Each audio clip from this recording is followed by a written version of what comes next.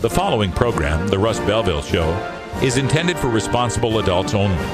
We advocate to the repeal of marijuana prohibition for adults.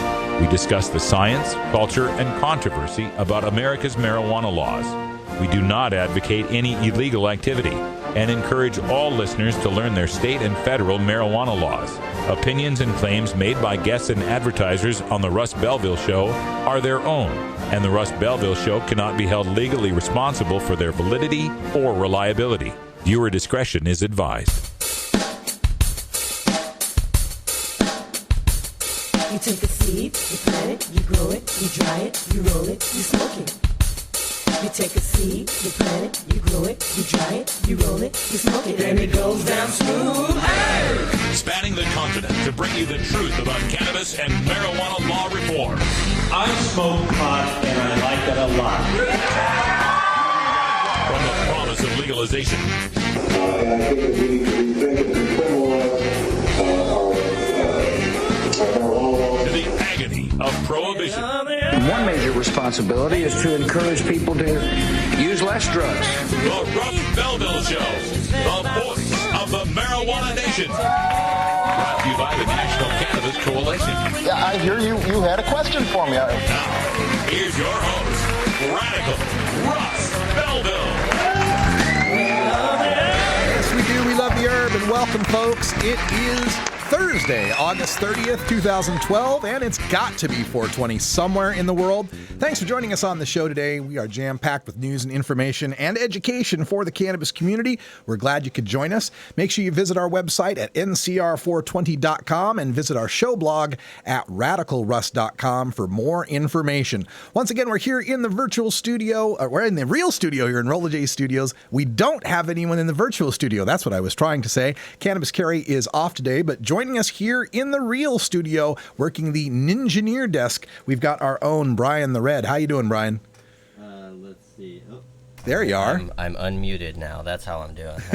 Fantastic. Glad to have you here. So once again, I'll be bringing the show today as best I can, running all the technical stuff and the news and everything. So stick with us. We're going to have ourselves a great show. Coming up on the news today in our Daily Cannabis Chronicles, some very interesting stories coming out in the cannabis community. We're going to give you an update on that LA dispensary ban. We're going to talk a little bit about Montana and a convicted Montana medical marijuana provider who died in prison. Then a look at the Reddit Ask Me Anything that President Obama participated in yesterday and how he once again ignored marijuana.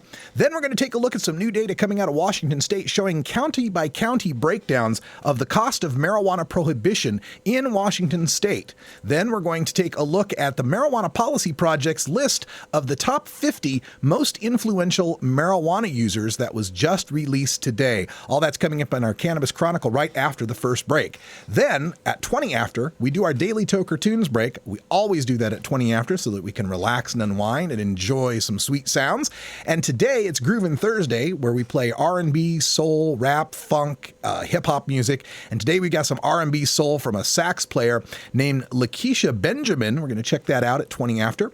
Then at half past, we're going to bring back some video from the archives. Lately, Dr. Kevin Sabet has gotten a lot of play on Huffington Post and some other media outlets with his typical anti-marijuana, anti-drug legalization points. I'm going to bring you video from March when I was at the Baker Institute and my presentation against Dr. Sabet on that subject. And then at the end of the show, time for some radical rant. I'm going to call out the Oregon medical marijuana community. It's time they gave us some payback for helping them pass medical marijuana 14 years ago. All that's coming up on the Russ Belville Show, and make sure you hang out for hour 2 in Toker Talk Radio. We'll get more in depth on that top 50 list. We're also going to take a look at some actions by North Carolina NORML in response to the Democratic National Committee and the Democratic National Convention, and then some more explanation of the DUID cannabis provisions in Washington's I-502. We'll handle that in hour 2, plus we'll take your calls at 971-533-7111. It's the Russ Belville Show, the voice of the marijuana nation. Thanks for joining us here at Rolla J Studios in Portland, Oregon. You can always send me an email, russ@radicalruss.com, if you have any questions, comments, or suggestions.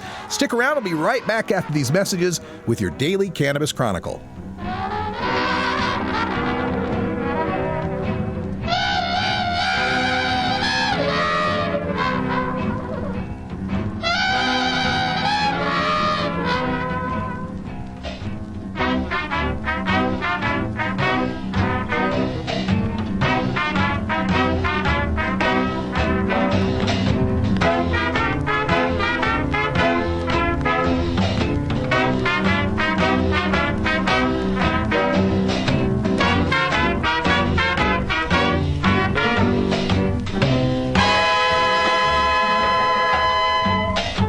The Russ Belville Show is blogging and podcasting daily at radicalruss.com. Support the Russ Belville Show.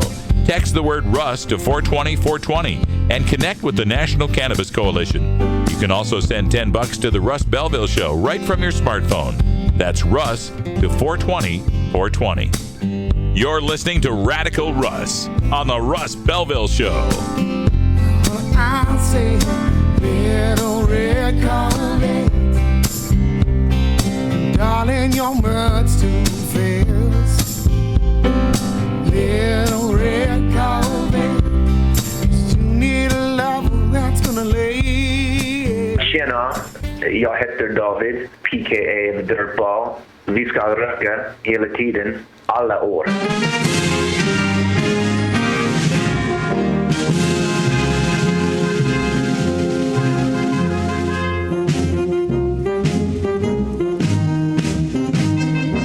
Help us legalize it.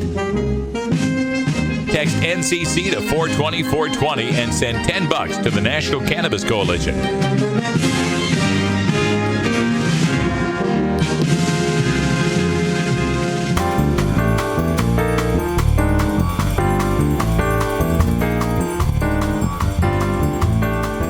Medical marijuana, industrial hemp, ganja sacrament, consumer cannabis.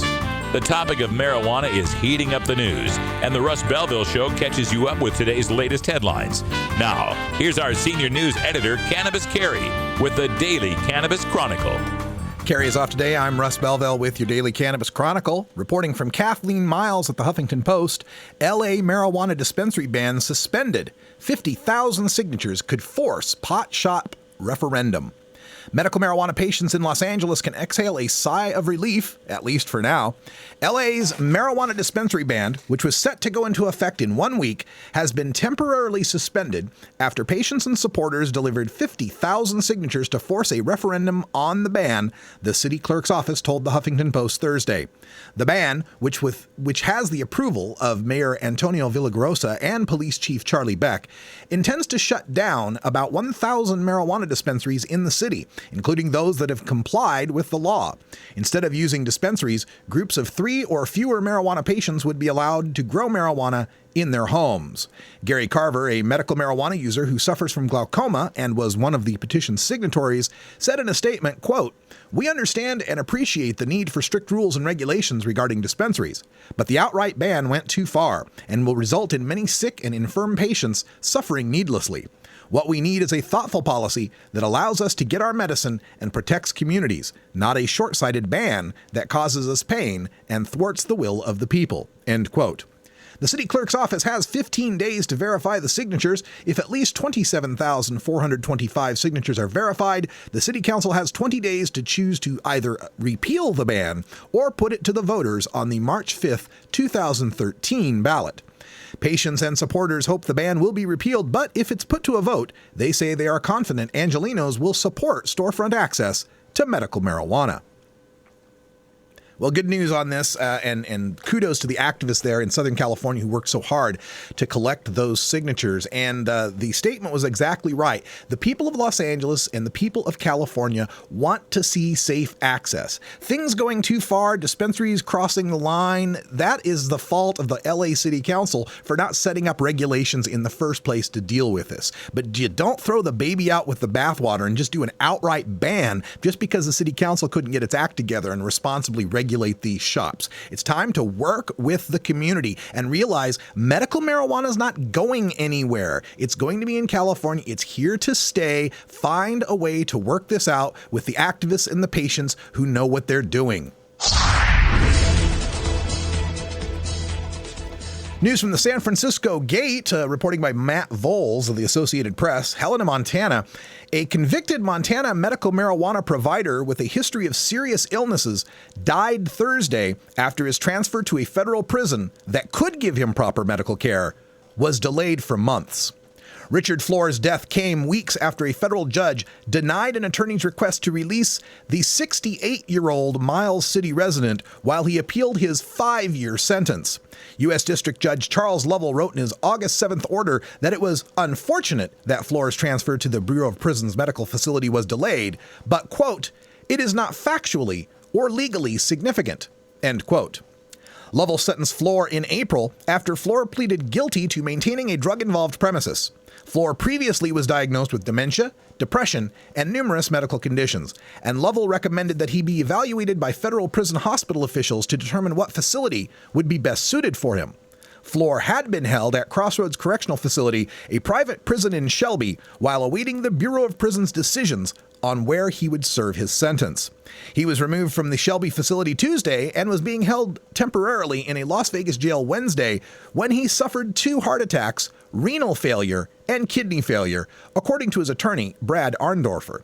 He was hospitalized and his family decided early Thursday to take him off life support. Arndorfer said Flore's death was a failure of the federal judicial system at all levels.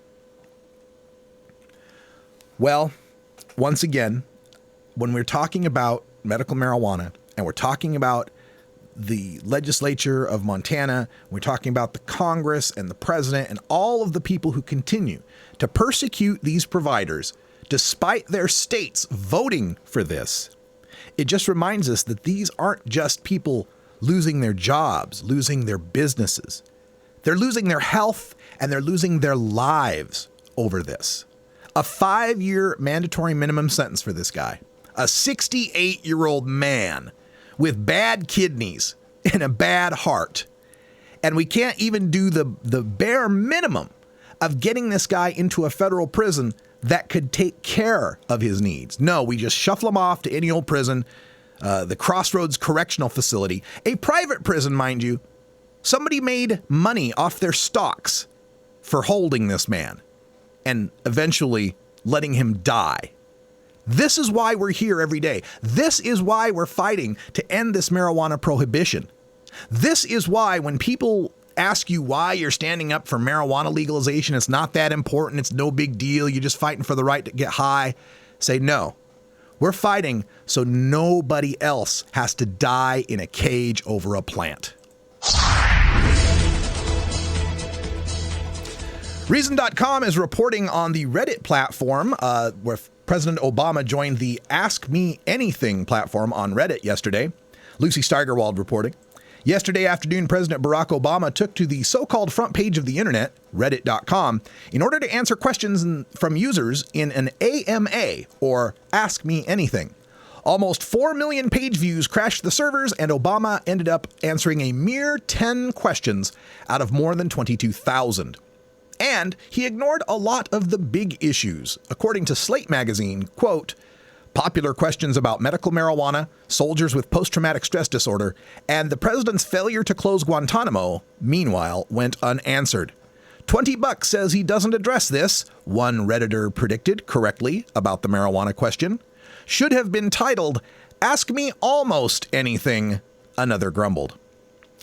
Now, as we look at this, and if you watch the Obama Ask Me Anything, you might have been very frustrated. I read the transcript from this, and once again, as happened with the YouTube forum, legitimate questions were passed over in favor of softballs for the president that do nothing to give us any information about how he's governing, what his policies are going to be. For example, one of the questions that got through on this Ask Me Anything was, how do you balance family life and hobbies with being the president?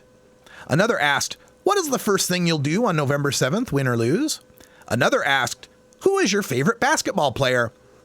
And most irritating of all, questions were asked about his favorite White House beer recipe. Yes, the White House beer recipe. And that is leading to, I have a picture here to show you for that, but I've lost it. So we'll see if we can find that during break.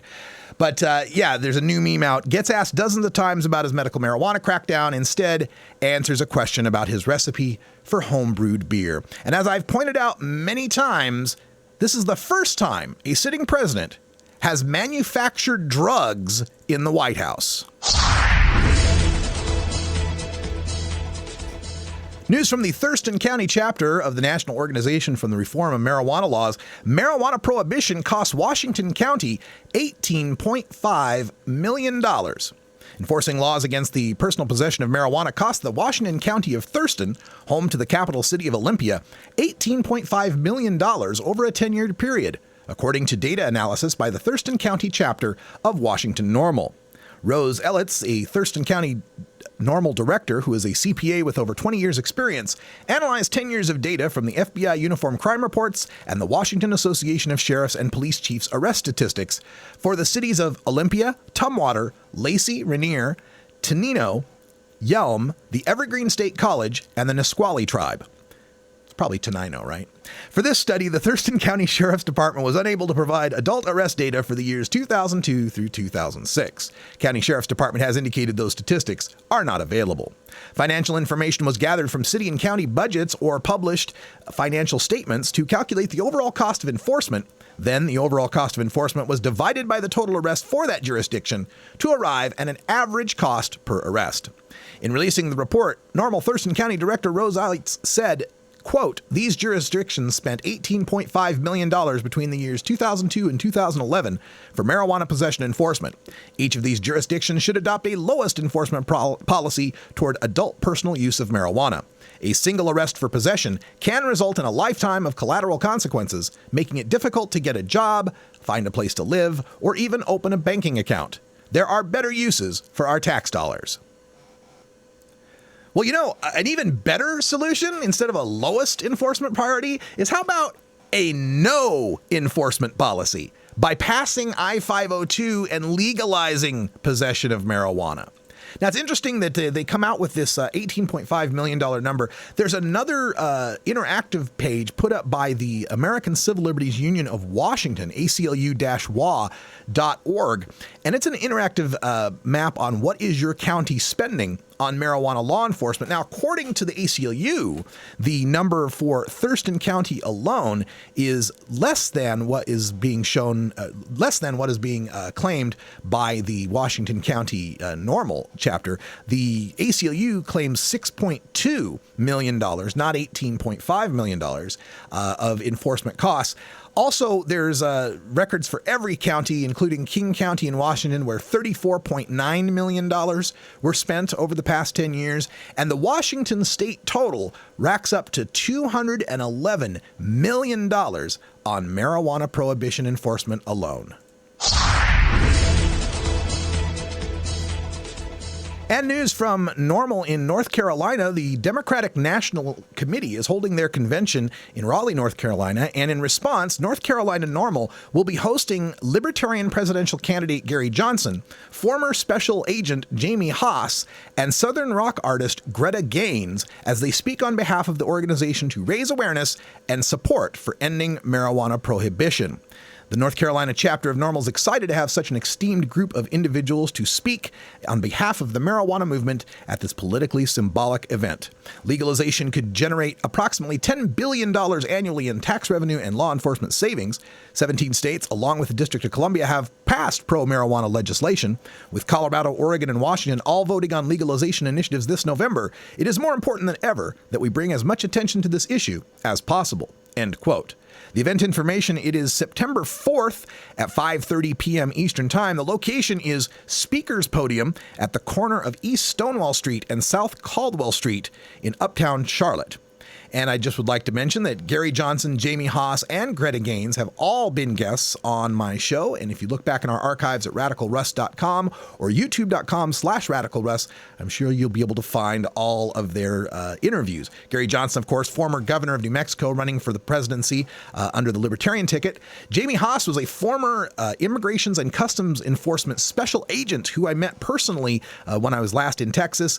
And Greta Gaines is a NORML board member, professional snowboarder, and professional Southern rock musician. It's going to be a good event. Check out ncnormal.org. It's 420 back in Idaho, where Russ and Carrie were born. So we have to go connect with our roots. You know what I mean? Please support these sponsors who support the Russ Belville Show.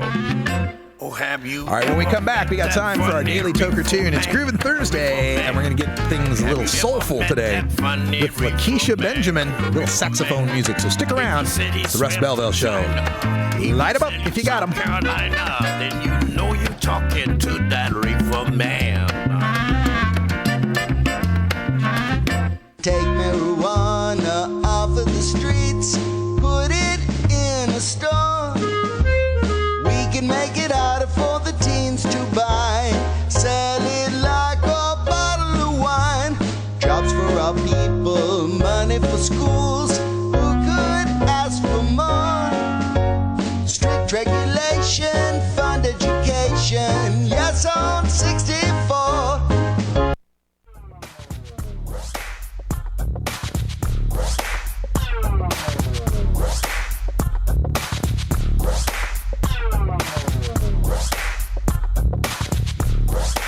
Cannabinoids and health. Cannabinoids. Cannabinoids. Cannabinoids. Why am I having trouble saying that? Cannabinoids. Jeez. Cannabinoids. What a goof. Flame on if you can. You're looking for that dope weed. Fire it up. Flame on if you can. You're looking for that dope weed. Pony boy's a man. Flame on if you can. You're looking for that dope weed. Flame on, you're the lighter. If you burn buzz.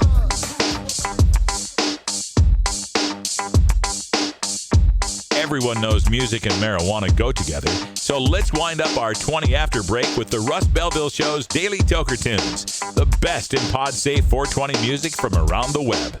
Today is Groovin' Thursday, featuring rap, hip-hop, soul, and funk music. You can get downloads and more information about all our Daily Toker Tunes by visiting music.radicalruss.com. Now, sit back and enjoy your Daily Toker Tune.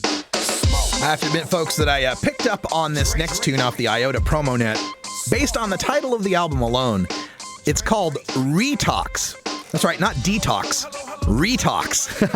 Not a bad idea. Lakeisha Benjamin is the charismatic and dynamic saxophonist who's on this next tune. She has played with Stevie Wonder, Alicia Keys, The Roots, and Macy Gray. And she takes center stage in her own right with the release of her unconventional soul-funk album, Retox. While she's made quite an impact with her impressive sax work on stage and on record, Benjamin opted for a slightly different take on Retox, allowing her talents as a composer and producer to share the spotlight with her funky sax. In fact, several of the CD's 12 tracks don't even feature saxophone. Quote, "This album is really a fruition of years of songwriting as much as it is a showcase for my sax playing and horn arrangements," said Benjamin. On Retox, Benjamin shows off her impeccable purist jazz resume with a deep kaleidoscopic and ingeniously arranged mix of old school soul and funk songs, as well as Stevie Wonder's classic Don't You Worry About a Thing. An A-list of established and emerging vocalists such as Christy Warren, Amp Fiddler, Maya Azucena, China Black, and Melanie Charles join Benjamin on an album that's as electrifyingly diverse as the cast that plays on it. She says, quote, "I call my band Soul Squad because even as a kid, I always wanted to play like I was in an army of funky musicians." Well, let's get on to it. This is Get Down from Lakeisha Benjamin on your Groovin' Thursday Daily Toker Tunes.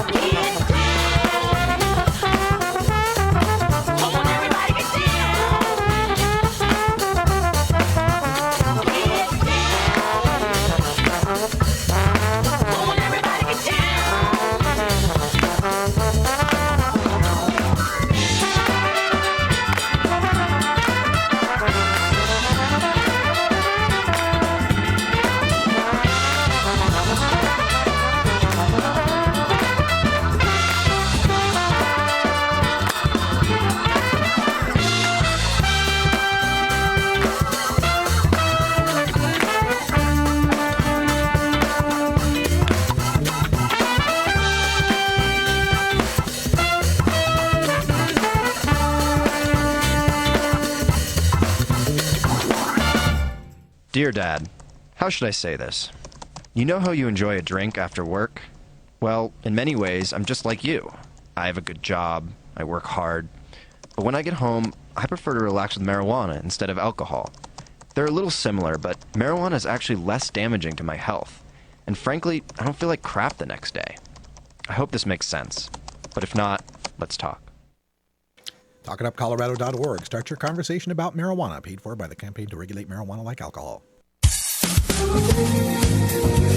Attention, National Cannabis Radio listeners. If you haven't heard the political pontifications of Lively and Mr. Libra on the Libra Lounge yet, be sure to visit here Wednesday nights at 6 Pacific or visit thelibralounge.com for archives and links to download current episodes.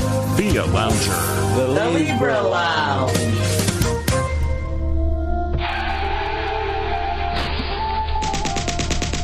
Marijuana is an addictive drug which produces in its users insanity, criminality, and death. Marijuana is the most violence-causing drug in the history of mankind. If the hideous monster Frankenstein came face-to-face with the monster of marijuana, he dropped dead from fright. You know, it's not easy countering 7 decades of propaganda in a 2-hour show, but let's try. It's time for the Russ Belville Show's Reefer Madness Debunked. Good morning, everyone. Welcome, and I just want to say I'm incredibly honored to be speaking here at the Baker Institute. I saw the list of panelists who were going to be appearing here. I saw more letters behind people's names than I see in a bowl of alphabet soup. PhDs and DAs and assistant chiefs and judges, and I kind of got to think, why am I here? My goodness, I'm just a guy who, grew up as a son of a musician, always been around people that had used marijuana in my life, and now I work for NORML, and I'm the chapter outreach coordinator. I help coordinate 177 chapters around the country and around the world, including some fine people from Dallas-Fort Worth and Waco, Texas, who are here today. I also run NORML Show Live on the NORML Network, which is a live daily talk radio show where for 2 hours a day I talk to the people and I interview the people involved, some of the people that are in this room that are involved in fighting this war on drugs. So I think maybe why I'm here is because while I don't have any of that school book education on the issue of marijuana, I have a ton of real world experience here on the issue of marijuana.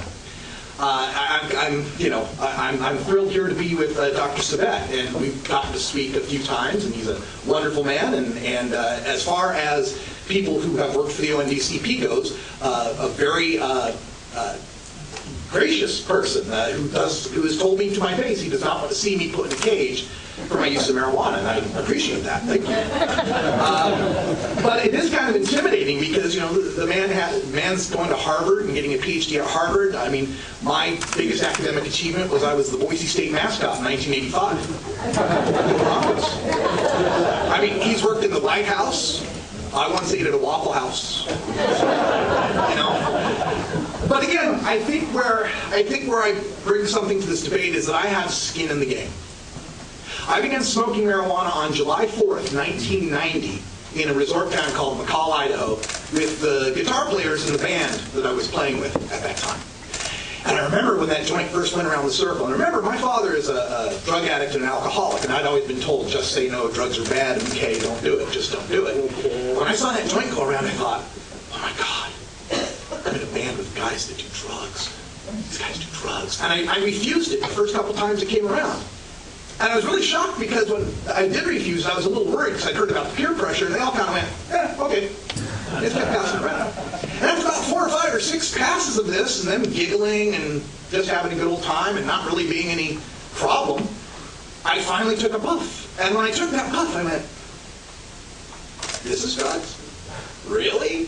This is what you were warning me about? I mean, I've been drinking since age 16. I've woken up in strange places. I'd had tequila scars. I mean, I've puked on my shoes. I've done some terrible things under alcohol. And when I started that, I went, really? This was the problem? It makes me happy and lightheaded and go to sleep and eat Funyuns? That's what you need to throw me in jail for? This is terrible. So I got skin in the game. And because of that, under this war on drugs, I have been affected by this daily. The federal law right now for the possession of even a speck of marijuana is a misdemeanor with a possible 1-year prison term and a $1,000 fine. Now, it's probably not going to happen, but it exists. It's there. That law is there. And for the past few years, when I've been living in Oregon, I've been growing marijuana plants. And for just one marijuana plant, the federal penalty is a felony with 5 years, $250,000 fine. And if you're growing a lot of marijuana plants, like this fine woman's son is, you're actually eligible for the death penalty in this country. And I'm proud of you.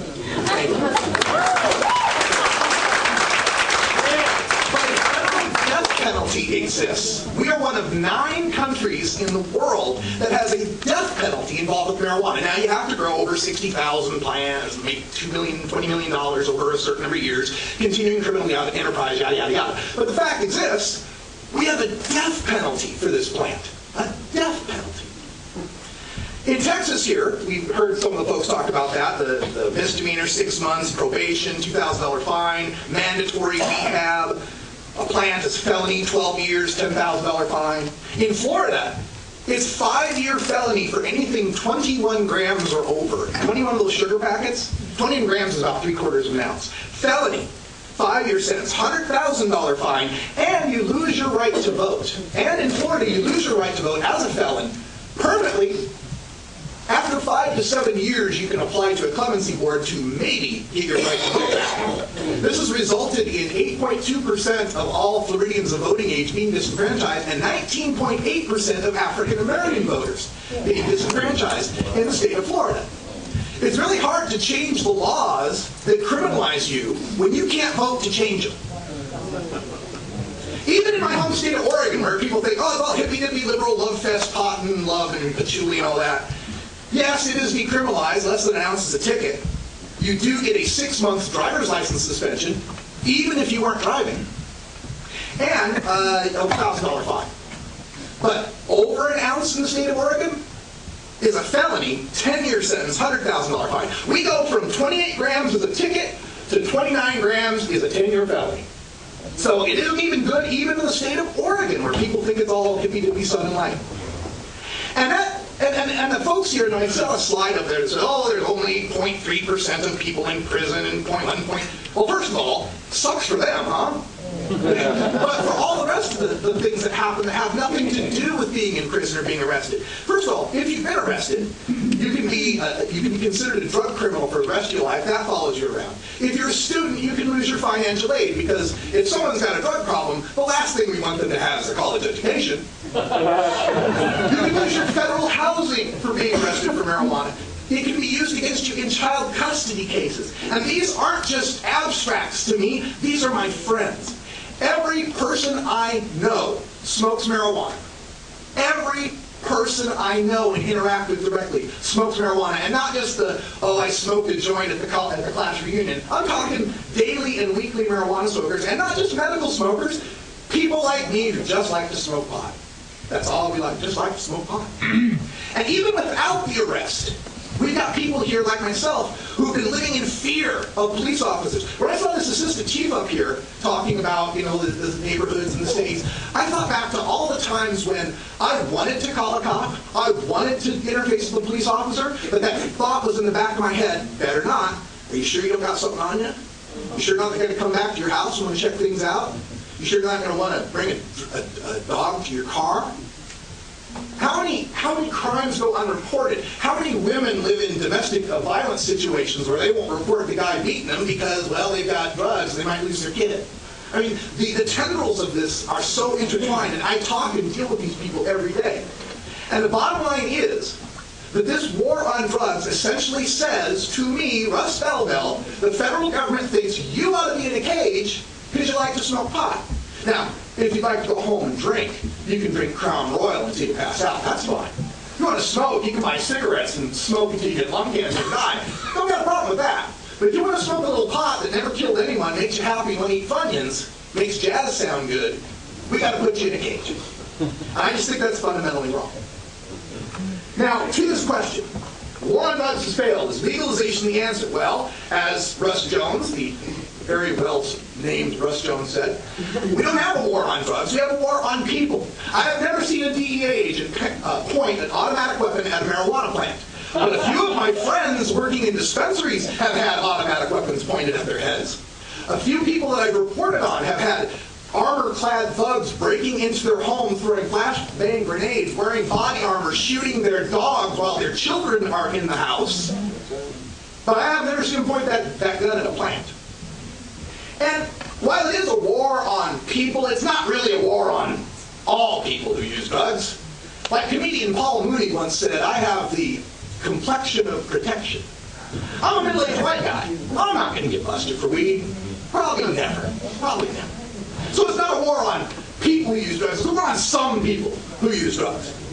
And wait a minute, it's not even really a war on drugs, because in this society we celebrate drugs. You can't turn on TV without seeing another drug ad. I mean, we got beer ads funding the Super Bowl. We got Viagra ads everywhere. Look, what's up with those two people in the bathtubs anyway? And we got the cartoon depression. Have you seen those drugs from the cartoon, the Abilify, where the woman's got depression? Is your antidepressant not helping? And she's got that robe of depression she's wearing around. Well, if that pill doesn't help you, we've got another pill to help the pill that doesn't help you. And notice that the depression robe never really goes away. It still kind of hangs out off the side. We're not curing anything. We're managing it. Because that's the comeback. That's where you get the comeback, the pharmaceutical company. So it's not a war on all people who use all drugs. It's just some people using some drugs. And in fact, we celebrate drugs. Even the evil drugs, cigarettes, even the evil one, the one we all know is awful and terrible, we at least tolerate it. I used to work at a company that had paid for by the company a shelter outside, because we're in Portland, Oregon, it rains a lot, right? A shelter outside so that nicotine addicts could go and get their fix. Sounds different when I say it that way than smoke break, doesn't it? Nicotine addicts to get their fix, paid for by the company, and willing to accept the productivity loss of people heading out every 2 hours for 15 minutes to do their drugs. So don't tell me we don't have a war on drugs. We think drugs are bad. It's just some drugs and some of the people that are using them are bad. And when we call it a war on drugs, it's not even really a war on drugs. It's a war on marijuana. As was cited earlier, 52% of all arrests in the war on drugs are for marijuana, 88% for possession alone. Here in Texas, it's 97% of all marijuana arrests are for possession, and as they were talking about, trace amounts and such too. So what we really have here is not a war on drugs. What we have here is a war on certain American citizens using non-pharmaceutical, non-alcoholic, tobacco-free drugs. That's what we have.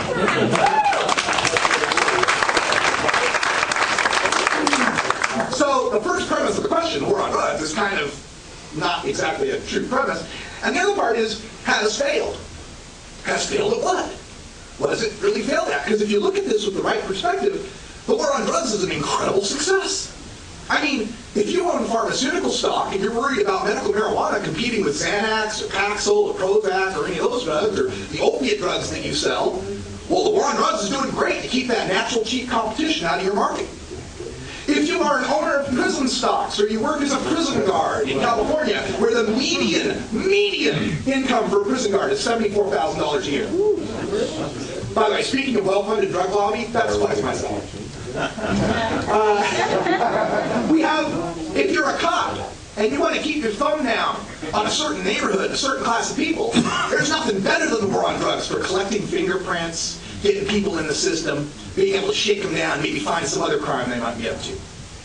And if you're trying to provide jobs for underskilled, undereducated people, those jobs that have flown out to Mexico and China, the factory jobs, the manufacturing jobs we don't have anymore, the war on drugs is an incredible success in providing underground income for people, for keeping unemployment rates below what they would really be if we looked at inner city neighborhoods and tried to find out. I don't know already what's the black unemployment in most inner city neighborhoods, in the 15s, 20s, 30s. How much higher would it be if the kids that were dealing had to apply for unemployment instead? We would see massive amounts of unemployment. So if the war on drugs is all about creating jobs for cops and rehabs and prison guards and kids dealing in the streets, it's an amazing success.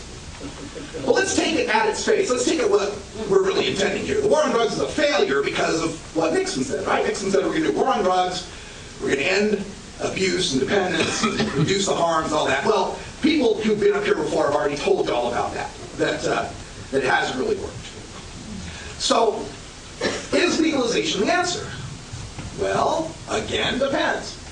Is it the answer to stopping all people from ever getting high and using drugs, never causing any harms? Not at all. No, no. In fact, if you legalize, as some people have suggested, there might be a slight uptick. There might be some people that have never tried pot and think, well, it's legal now, let me give it a shot. There might be people using pot now who think, oh, well, now that it's accessible and cheaper, I'll use more of it.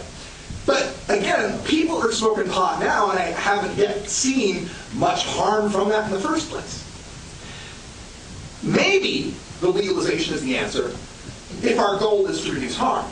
The harm of the crime and the prohibition-related violence, the harm of kids dealing in the high school parking lots, then maybe it is the answer. But for this entire question, I reject the initial premise. I reject the entire initial premise that it's any of the government's business or wherewithal or desire to stop me from smoking pot. I don't see the need to do so. I have been an employed citizen. I have worked and paid taxes for 20 years. I've consulted on Wall Street. I've worked in hospitals. I've done IT work, some of the most complex brain mechanics that you can get involved with, doing network analysis and such. I always figure if Carl Sagan could smoke pot, so could I. It didn't seem to hurt my brain much either. So when people are talking about this war on drugs, you always have to boil it down to the fact that we're talking about arresting people and messing with their lives in an attempt to stop them from smoking pot. And we must address, is that even really something that's worth doing? Somebody said, the DA here said, or the assistant chief, what if we have stone society? Oh, we end up with a stone society. Heaven forbid we have more people that are mellow, get along with each other, eat some Funyuns now and then. Oh, what a terrible world it would be. Now, I don't mean to diminish the problems of other drugs. I have experience in that realm, too. Like I said, my father's a drug addict. My father was addicted to speed. He was addicted to marijuana. He was addicted to alcohol, mostly an alcoholic. But for all those years, my dad was an alcoholic, and I was suffering as a child from the things that happened. Him being away for 2 weeks at a time, him getting all drunk and a little wacky in the house, and the terrible things that happened to me as a kid.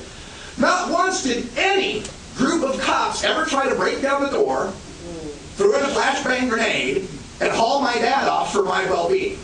Never happened. But if it had been the pot, they'd have done that. We let people be alcoholics, but we don't throw them in prison for it. We do deal with their alcoholism if it causes problems to other people. But for the alcohol itself, we don't throw them in prison. And this is happening not just to random statistics. I'm going to give you the stats. 102 million people have tried it. 26 million people in America will smoke pot this year. That's more tokers than Texans. They said, don't mess with Texas, don't mess with tokers. We are nothing to fear. There's nothing scary about us. Our smoking pot is not going to cause us to run riot in the streets, go crazy, start shooting heroin or anything like that. We are productive, responsible, law-abiding citizens. Now I know some of you might see, well, I see those pot rallies and all the tie-dye hippies and long hair and the piercings and the dreadlocks and, they're a little crazy and they support Ron Paul and stuff. Whatever. Stereotype you want to put in there. But understand that because of the illegality of marijuana, you are only seeing the tip of the iceberg. The people with nothing to lose. The people who can be out and proud. You're not seeing the doctors, the lawyers, the teachers, the cops even, who use marijuana because they can't be out and proud. They can't talk about this. Now, and one more stat. 2.6 million people in America are just like me. They smoke pot every day this month. 2.6 million people smoke pot every day this month.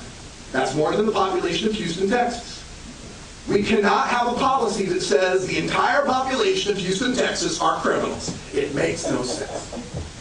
And finally, to wrap up, whenever we talk about this war on drugs and the other side wants to talk about what we're going to, what the effects might be, we get a lot of the muddying of the waters with weird statistics, things like, well, we can't legalize marijuana because alcohol and tobacco only bring in $40 billion worth of taxes, but they cost $400 billion worth of social effects.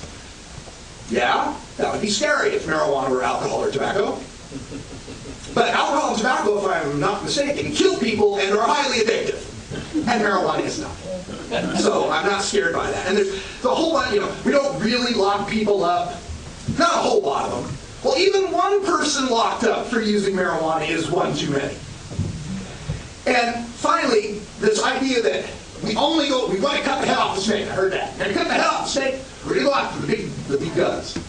The big guns like Patricia Spotted Crow, just north of us in Oklahoma, who's doing 12 years in prison for the sale of $31 worth of marijuana. 2 dime bags she sold. She's got 12 years in prison, separated from her children. What about the children, right? How about Dale Schaefer and Molly Fry, medical marijuana providers in California, growing marijuana under the state's Prop 215 in accordance and cooperation with their state, county, and local people, busted by the feds, now serving 5 years in prison each. Dr. Fry is a cancer survivor, breast cancer. She was growing it for other cancer survivors. She's in prison. And a friend of mine from Georgia, whose daughter was rousted from her bed in the middle of the night, 16 years old, grabbed by her hair by SWAT teams with assault rifles pointed at her head because some kid in her class knocked her off for having a gram or two. These are real stories happening to real people. So why not legalize marijuana? Why not? Well, it's not harmless, but it's not alcohol. It's not tobacco. It's far less harmful than that. The results we've seen with alcohol and tobacco show that we can legalize the worst of drugs and yet bring down the harm from them through regulation and education. And it separates marijuana from those hard drugs that are truly devastating and cause the faces of meth that we were scandalized by. And finally, remember, when anybody says that we need to continue what we're doing or make cosmetic changes around the edges, they are saying one of two things. Russ Belville needs to be in a cage, or Russ Belville needs to be forced into a rehab he doesn't need, forced to be mandatorily re-educated, forced to be P-tested when he's not causing harm to anyone. Thank you for your time. Thanks so much, Sad. I've seen that video before here on our show, but that was a perspective from the audience that I just got posted on YouTube, so I wanted to give a look at that. And it's interesting listening to it from the audience's perspective, getting a little bit of different reactions and figuring out how some of the lines went over. So hope you don't mind me replaying that. That'll be up on our YouTube channel a little later on today. When we come back, a little bit of time left for a mini rant. I'm going to talk about a little bit more on Measure 80 here in Oregon and the desperate need to pass legalization. Stick around. It's the Russ Belville Show. We'll be right back.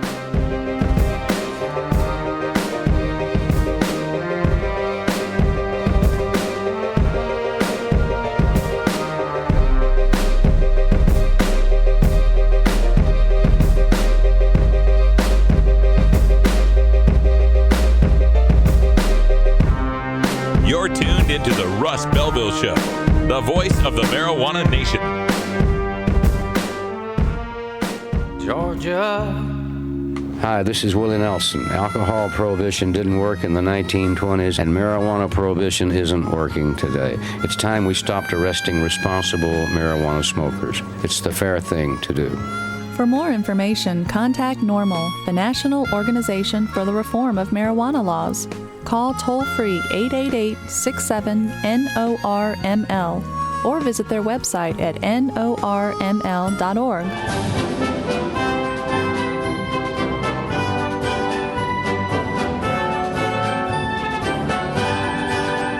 Do you really want to legalize marijuana? Prove it. Join the National Cannabis Coalition at nationalcannabiscoalition.com, where your donations directly support PotNet and the Russ Belville Show. Free speech ain't free, you know.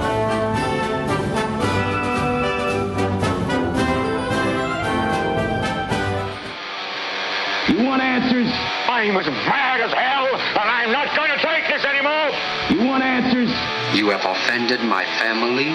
I think I'm entitled. You want answers? I want the truth. And you have offended Shaolin Temple. You can't handle the truth. Surely you can't be serious. I am serious. And don't call me Shirley. Radical rant.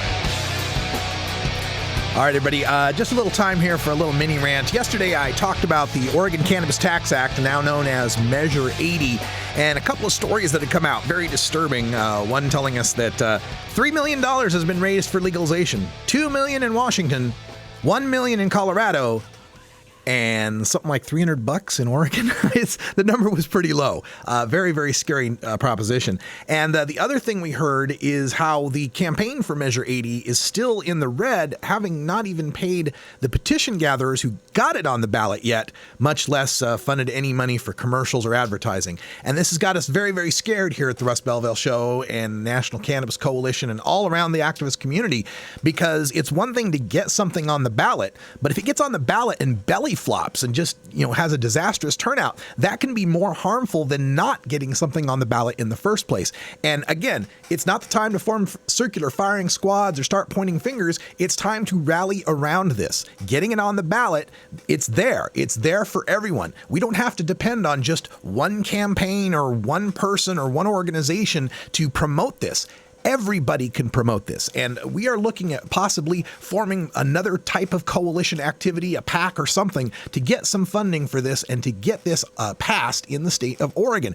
This is the true legalization that the opponents, the wild-eyed opponents in Colorado and Washington on the medical marijuana side, this is what they've been looking for. And like I said yesterday in the Washington rant, if you don't like what you're getting in Colorado or Washington as far as a legalization initiative, look at what we got here in Oregon and help us set the precedent. Help us show the rest of the nation that you don't have to put in limits, that you don't have to put in per se DUIDs, that you can pass marijuana legalization, and you can do it at the grassroots level. Washington and Colorado are going to be fine. They got big money, six-figure donors that are contributing to those campaigns. But the state of Oregon, this is the true grassroots initiative. This is the true from the people initiative. And we together can fund this. I know how much money you're spending on weed out there. I know how much you put together to buy a bag. Put some of that aside and send it into the campaign, or do something, get together with other like-minded people and fund your own ads. There's nothing in this country that says you can't. And after Citizens United decision, we can form PACs. We can form political action committees that can take money, that can do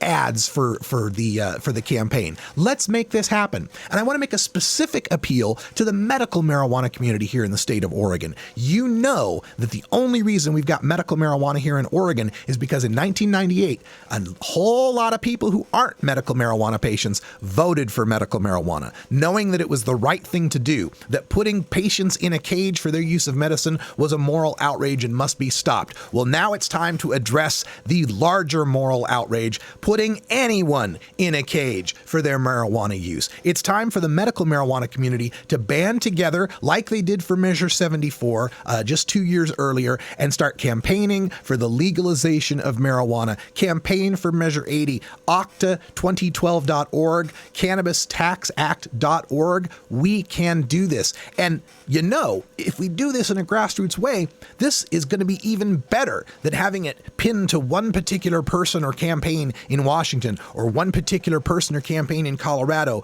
where their communities are becoming divided and fractured over allegiances and egos and past grudges and slights. While here in Oregon, we have the opportunity to band together. There's new leadership in many of these organizations in the state of Oregon now, and we can coalesce. We can form a coalition now to make this happen and show that it's not one person's idea. There is no I legalize something. It's we legalize something. That's the way we're going to make this happen. We are going to band together as a group. We're going to show that there's a broad coalition of people that support this broad type of legalization, where the definition of personal possession and personal cultivation is up to the person, like it is for alcohol. We keep saying treat marijuana like alcohol. Well, here it is. Who tells you how much alcohol that you can buy at the store? Nobody, as long as you're not buying kegs after kegs after kegs. And even then, you can sign for that kind of stuff. There are legitimate ways of buying lots of alcohol if you want to. Also, there are legitimate ways of brewing lots of alcohol or brewing wine that exist that should be applied to marijuana as well. And Octa 2012 does that. The Measure 80 Cannabis Tax Act does that. And most of all, hemp. Oh my God.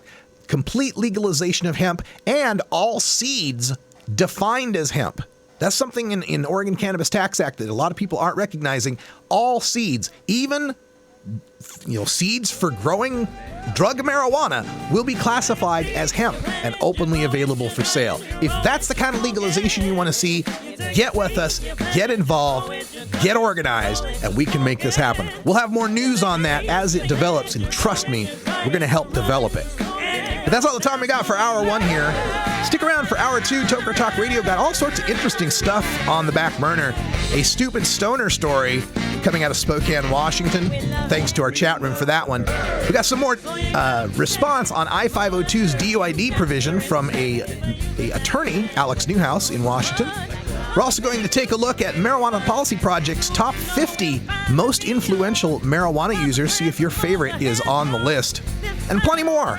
Your calls as well at 971-533-7111. For Brian the Red, I'm Radical Russ. Thanks for joining us. Until next time, take care of each other, tokers. This is the Russ Belville Show. The Russ Belville Show is blogging and podcasting daily at radicalruss.com.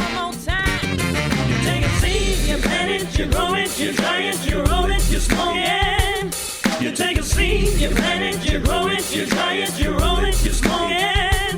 You take a seed, you plant it, you grow it, you dry it, you roll it, you smoke it, and it goes down smooth.